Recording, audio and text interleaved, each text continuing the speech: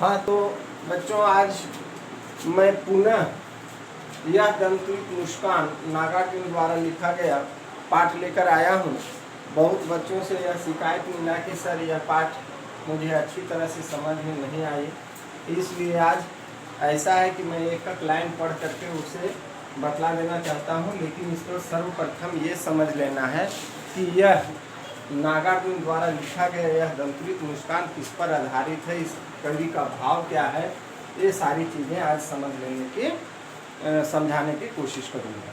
तो यह क्या है कि यह दंतुरित मुस्कान जो है वह नागार्जुन एक छोटे बच्चे की मनोहारी मुस्कान का वर्णन करते हुए कहते हैं कि बच्चे का मुस्कान इतना ही आकर्षक, रोचक और मनभावन होता है कि उसकी मुस्कान को देखकर कवि के अनुसार मानना है कि मृत व्यक्ति में भी नई जान आ जाती है।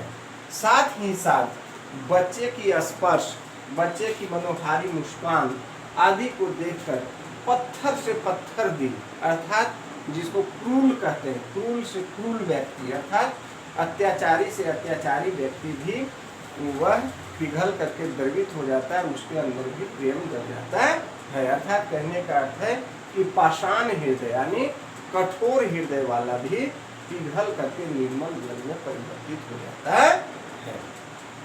इसी पर आधारित यह दंतुरित मुस्कान नागार्जुन के द्वारा लिखा गया है। अर्थात पुनः एक बार समझ लें, यह दंतुरित मुस्कान में नागार्जुन एक बहुत ही छोटे बच्चे के मनोहारी दृश्य का वर्णन करते हुए, उसे सजीव प्रस्तुत करते हुए यह स्पष्ट किए हैं कि बच्चे की मुस्कान में वह शक्ति है जो कठोर से कठोर व्यक्ति को भी द्रवित करके उसके अंदर प्रेम की संचार कर देगा और साथ ही साथ मृत्यु प्राय व्यक्ति भी कुछ समय के लिए जीवित हो जाएगा। अब है मैं एक एक पाठ, एक एक लाइन पढ़ करके आप लोगों को समझाने का कोशिश करता हूँ। अगर इस पर भी कहीं कोई ट्रबल हो या दिक्कत हो तो सूचित करें, मैं उसे पुनः दोबारा बतलाने का कोशिश करूँगा। तो क्या है, पहला यह दंतुरित मुस्कान नागार्जुन द्वारा लिखा गया। इसमें कहते हैं तुम्हारी यह दंतुरित मुस्कान मृतक में भी डाल देगी जान। दंतुरित मुस्कान अर्थात बच्चे, ऐसे बच्चे जिसकी उम्र 6 महीने से 18 महीने के बीच होती है, उसके मुख में एकदम चमकीले चमकीले, जिसे हम दूध वाली दांत कहते हैं, होते हैं। और वह जब बच्चा मुस्कान के समय मुंह खोलता है, उसकी जो दांतें चमकती हैं, उससे क्या होता है कि मृत व्यक्ति में भी जान आ जाता है। यानी नागार्जुन यह कहना चाहते हैं कि बच्चे की मनोहारी दृश्य और उसकी जो मुस्कान होती है वह इतनी आकर्षक, रोचक और सौम्य भरा होता है कि मृतक में भी जान आ जाएगा। अर्थात मरे हुए व्यक्ति में भी, अर्थात क्रूर से क्रूर व्यक्ति को भी उसके अंदर प्रेम की जागृति हो जाएगी। आगे कहते हैं धूली धूसर तुम्हारे ये गात। धूली धूसर, धूली धूसर, धूली धूसर। धूली धूसर का अर्थ हुआ धूल से लिपटा हुआ। धूल धूल से लिपटा हुआ अर्थात धूली धूसर मतलब धूल से लिपटा हुआ। तेरे ये गात, गात मतलब शरीर,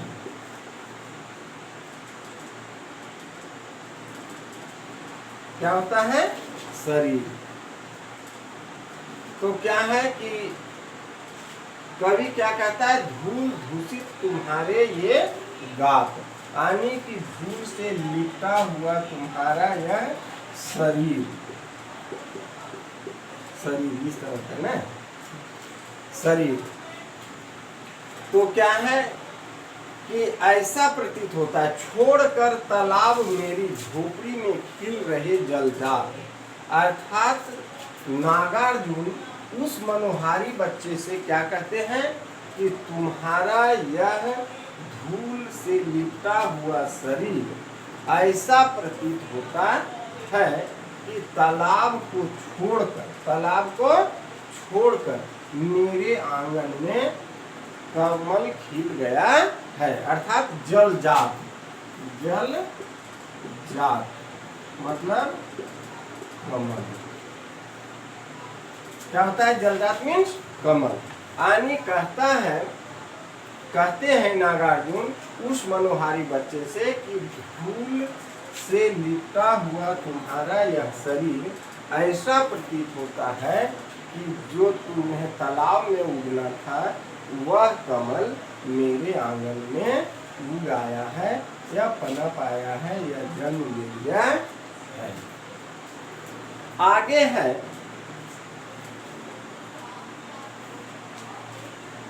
है परस पाकर तुम्हारा ही प्राण पिघल कर जल बन गया होगा कठिन पाषाण। तो क्या है परस पाकर मतलब स्पर्श पाकर, परस पाकर मतलब स्पर्श पाकर। जैसे है परस मतलब स्पर्श, पाकर मतलब है प्राण, प्राण मतलब जीवन, पिघल कर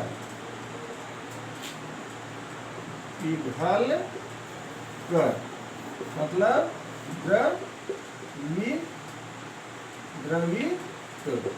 द्रवित होना। कठिन पाषाण, कठिन पाषाण कठोर पत्थर। तो क्या कहता है आगे, कहते हैं नागार्जुन कि परस पाकर तुम्हारा ही प्राण पिघल कर जल बन गया होगा कठिन पाषाण। प्राण मतलब जीवन। यानी कहते हैं क्या नागार्जुन उस मनोहारी बच्चे से कि तुम्हारे स्पर्श पाने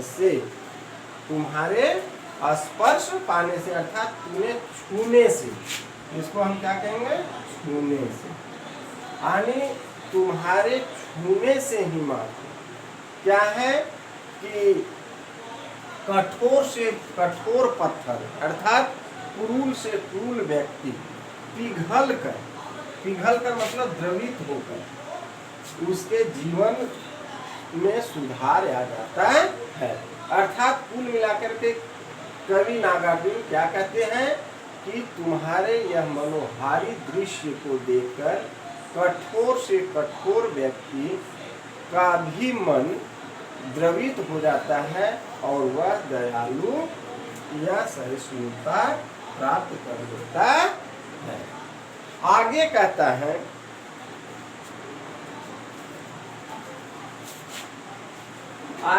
है छू गया तुमसे कि झरने लग गए शेफालिका के फूल। अर्थात उस मनोहारी बच्चे से कहते हैं कि तुम्हारे स्पर्श मात्र से, छू लेना मतलब स्पर्श मात्र से क्या हुआ कि मेरे अंदर फुलझड़ियां झड़ने लगी, यानी खुशियां ही खुशियां व्याप्त हो गई। बांस था कि बबूल, और पुनः उस बच्चे से कहते हैं कि तुम्हारे छूने से, तुमको मैं जब छुआ तो मेरे अंदर तो क्या हुआ कि बहुत ही खुशियां अर्थात फूलों की झड़ी लग गई। लेकिन पुनः प्रश्न करते हैं कि क्या मेरा स्पर्श या मेरा छुअन तुम्हें बबूल या बांस की तरह कठोर तो नहीं प्रतीत हुआ। किससे कहते हैं? उस मनोहारी बच्चे से कहते हैं। कौन कहते हैं? नागार्जुन। क्योंकि नागार्जुन यहाँ जो है सो उस मनोहारी बच्चे के अभिभावक या पिता के रूप में अपने को प्रस्तुत किए हैं। ये ध्यान देने वाली है कि नागार्जुन या दंतरिक मुस्कान में जो मनोहारी बच्चा है उसके अभिभावक या पिता के रूप में प्रस्तुत किए हैं। आगे कहते हैं, तुम मुझे पाए नहीं पहचान देखते ही रहोगे अनिमेष।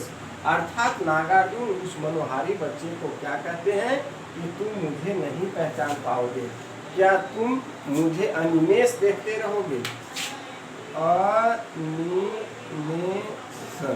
अनिमेष मतलब बिना रुके हुए, बिना पलक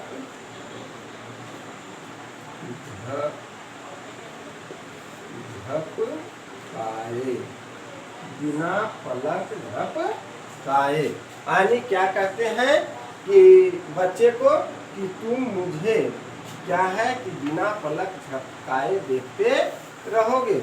इससे क्या हो जाएगा, थक जाओगे अर्थात आंखें दर्द करने लगेगा। इसलिए आंख लूं मैं फिर, मैं इसलिए मनोहारी बच्चे से क्या कहते हैं कि तुम अगर मुझे बिना पलक झपकाए देखते रहोगे तो तुम्हारी आंखें दर्द हो जाएगी।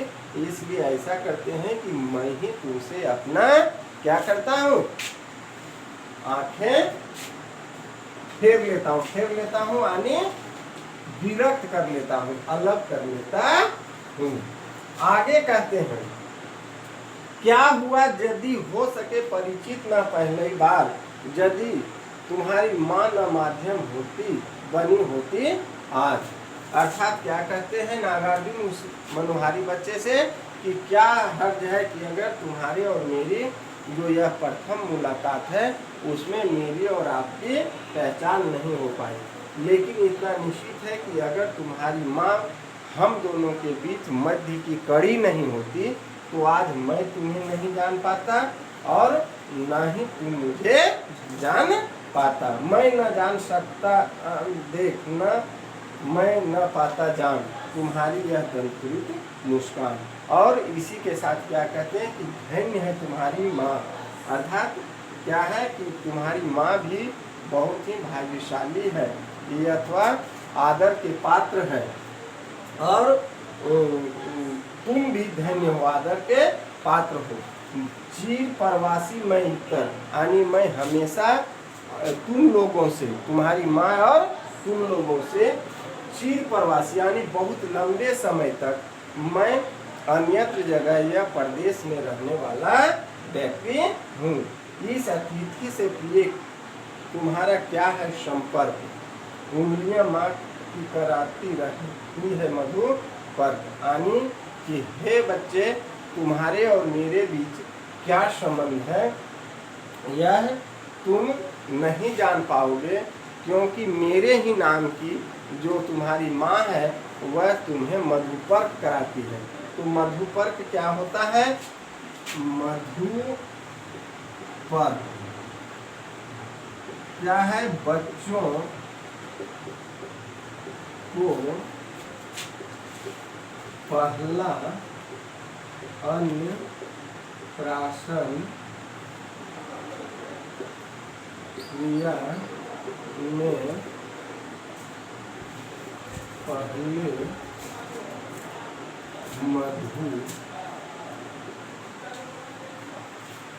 मधु चटाया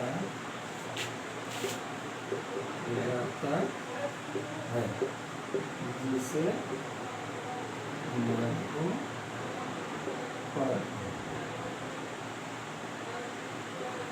कहा जाता। अर्थात क्या है, मधुपर्क क्या है कि बच्चों को पहला जो अन्नप्राशन होता है,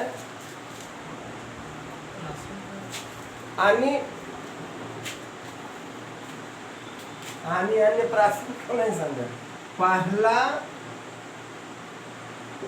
भोजन अब हुआ है तो क्या है कि बच्चों का को पहला भोजन दिया जाता है। यहाँ क्रिया में है उसको क्या कर दिया जाएगा, यार दिया जाता है, दिया जाता है, हो गया, दिया जाता है। तो क्या पहला भोजन के रूप में क्या दिया जाता है? मधु चटाया जाता है, जिसे हम मधुपर कहा जाता है। अब क्या है कि वही कहता है कि मम्मी जो है, तुम्हारी माता जो है, वह क्या करती है? अपनी उंगली से, ज्यादा नहीं, अपनी उंगली से तुम्हें क्या कराती है? मधुपर कराती है, अर्थात मधु चटाती है। देखते तुम इधर कनखी मार, कनखी मार मतलब कनखी मार मतलब छुप छुप छुप छुप कर देखना। कनखी मार का मतलब छुप छुप कर देखना, यानी तुम मुझे जो छुप छुप करके देख रहे हो, और होती जबकि आंखें चार। और आंखें चार मतलब क्या होता है? आंखें चार मतलब आंख से आंख मिलना, आंख से आंख मिलना, यानी जब तुम मुझे छुप छुप करके देखते हो और उसी बीच अगर तुम्हारी और मेरी आंखें मिल जाती है, तो तुम्हारी यह दंतुरित मुस्कान बहुत ही छविमान लगता है। अर्थात बच्चों, इसको मैं पढ़ा दिया। अब इसी के आधार पर मैं तुरंत अगला वीडियो तैयार कर देता हूँ प्रश्न आंसर का, और उसे आप लोग देख करके अच्छी तरह से बना लें।